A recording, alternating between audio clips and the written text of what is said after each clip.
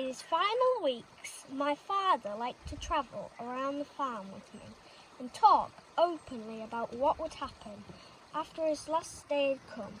In this scenario, to my great discomfort, I had been promoted and he was no longer of any significance.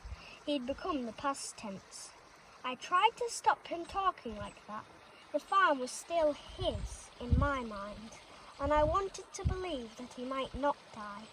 But he was clear that he had done his bit, carried on the baton forwards and handed it on. The handing on, rather than being sad, or an ending, or defeat, somehow seemed to give him great comfort, as he felt that he had done what he had set out to do. In the preceding months, when he found out he wasn't going to recover, and maybe was just a few weeks from death, he had to choose how to spend his remaining days. My mother asked him what he wanted to do, and the answer was simple and entirely unsurprising. He wanted to go home to the farm, to carry on his life for as long as he could. He made an unwritten and unspoken list of all the jobs that needed to be done on the farm. Then he worked slowly with failing strength at times through his list. One Saturday, he took my eldest son, Isaac, and my youngest daughter, Bea, with him to hang a gate because he said I would never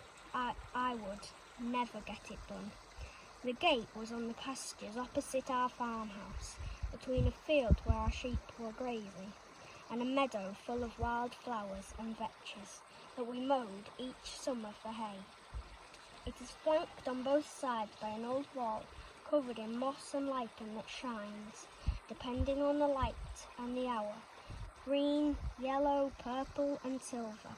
Over the centuries, the old wall has sunk a little under its own weight back into the earth, 6 inches down in some places, and it has sagged left and right, so it rises and falls and meanders ever so slightly, like a loose shoelace. On the wind-wake side of the wall there lay a drift.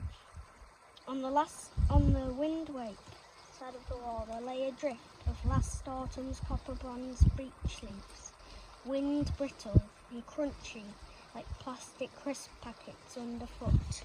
My 7-year-old son, Isaac, now calls it Grandad's Gate. He tells me often that his sister and his grandfather mended it.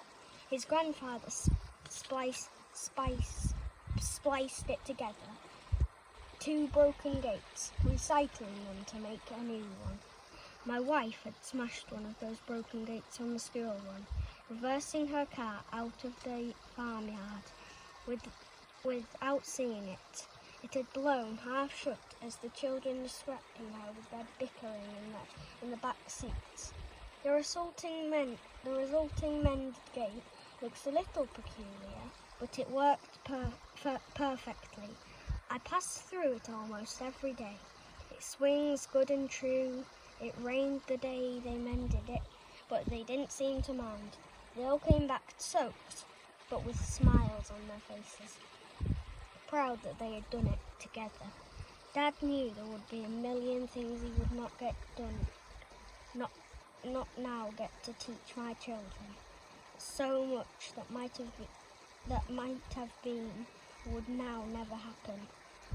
But this day he had shown a little farm boy and girl that you could make something new from something broken.